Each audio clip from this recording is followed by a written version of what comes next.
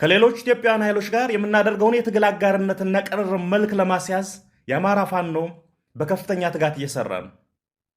አማራ ራሱን እየተከላከለ በትጥቅና በአደረጃጀት ኃይሉን እያጠናከረ ከሌሎች ኢትዮጵያውያን ኃይሎች ጋር ትግሉን አስተባብሮ በድል ለመቋጨት የሚያደርገው ትንቅንቅ አቶ ዘመነ ካሴ ከማንኛውም አካል ጋር ጥምረት መፍጠር ግዴታ ነው ሲሉ አዲስ የትግል አቅጣጫ ይፋ አደረጉ። በአማራ ክልል እየተካሄደ ላለው የትጥቅ ትግል መሪዎች አንዱ የሆኑት የአማራ ፋኖ ብሔራዊ ኃይል ምዕራብ አማራ ቴዎድሮስ ሰብሳቢ አቶ ዘመነ ካሴ ወቅታዊ የትግሉ ስልቱን አስመልክቶ ለሕዝብና ለተከታዮቻቸው ባስተላለፉት መልእክታቸው ድርጅታቸው የጋራ ጠላት ካላቸው ማንኛውም ኃይሎች ጋር ያለ ቅድመ ሁኔታ ለመስራት መወሰኑን በይፋ አውጀዋል።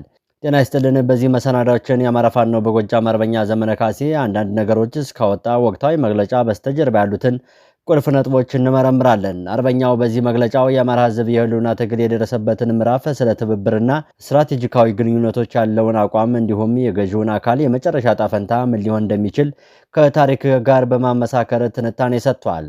ተፈጥሯዊ ኃይሎች ጥምረትና የህልውና አስፈላጊነት አርበኛ ዘመነ ካሴ በመግለጫው መጀመሪያ ላይ ትኩረት የሰጠው ተፈጥሯዊ እውነታን በሚለው ነጥብ ላይ ነው። ዘመነ እንደሚለው የአማራ ሕዝብ ዛሬ የገጠመው ፈተና ተራ የፖለቲካ መግባባት ሳይሆን ከስብና ካርታ ላይ የመሰረዝ ወይም የዘር ፍጅት አደጋ ነው።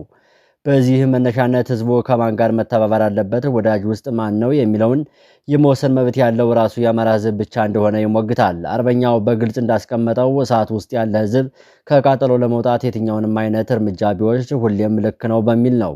ይህ አገላለጽ የሚያሳየው አማራው ከሌሎች የቅርብና የሩቅ ኃይሎች ጋር የሚያደርገው ግንኙነት በሌላ አካል ፈቃደኝነት ሳይሆን በራሱ ጥቅምና ህልውና ላይ የተመሰረተ መሆኑ ነው። ጠላታችን ወዳጅ ሊመርጥልን አይችልም የሚለው ንግግሩ በውጭም ሆነ በውስጥ የሚሰነዘሩ የተላላኪነትና ክሶች አስቀድሞ የሚመክት ነው። ታሪክን ብናይ በሁለተኛ ዓለም ጦርነት ወቅት እንደ እንግሊዝና አሜሪካ ያሉ ዲሞክራቶች ከኮሚኒስት ሶቪየት ህብረት ጋር የገጠሙት ናዚንም ለማጥፋት ነበር። አርበኛ ዘመነም እያለ ያለው የጋራ ጠላትን ለማስወገድ የሚደረግ ትብብር የፖለቲካ ብስለት እንጂ ነውር አለመሆኑን ነው። ስለ መብትና ስለ ራስን መቻል በመግለጫ ውስጥ ሌላው ትኩረት የሚስበው ነጥብ የትግሉ ባለቤትነት ጉዳይ ነው። ዘመነ ካሴ የፋኖ ትግል ከውጭ የመጣ ርዕዮተ ዓለም ወይም የሌላ አካል ፕሮግራም ሳይሆን ህዝቡ ራሱ አምጦ የወለደው እንደሆነ ያብራራል። እየነቃንም እያነቃንም እየታጠቅንም እያስታጠቅንም እኛው ራሳችንን ሲል ይናገራል። በተለይም አንድን የድሽቃ ጥይት በ500 ብር እየገዛን የጠላትን አከርካሪ ሰበርን በማለት ትግሉ በራሱ በህዝቡ ደም የሚመራ መሆኑን ያሰምርበታል።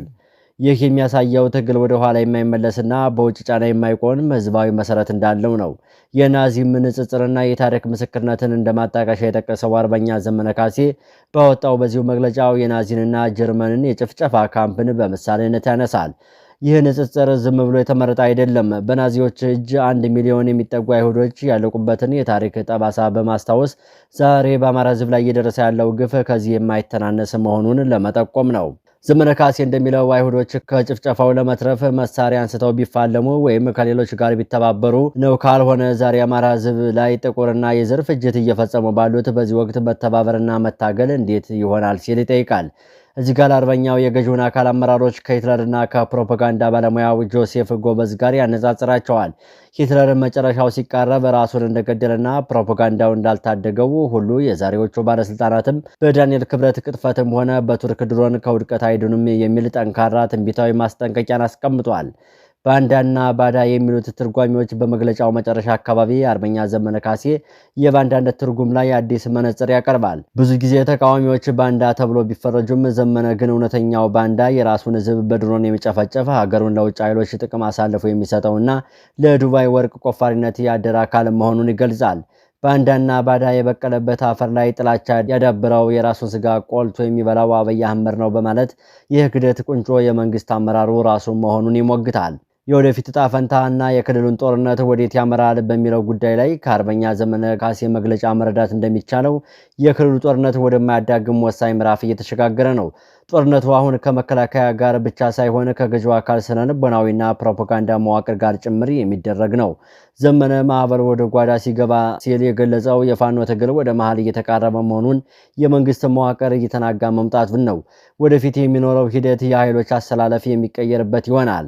አርበኛው ከዋና ጠላታችን ላይ ጠጠር ከሚወረውረው ጋር ሁሉ መተባበር ግዴታችን ነው ማለቱ ፋኖ ከሌሎች የኢትዮጵያ ኃይሎችና ምናልባትም ከቀጠናዊ ተዋናኞች ጋር ይበልጥ እየተቀናጀ ስራ እንደሚሰራ ፍንጭ የሚሰጥ ነው።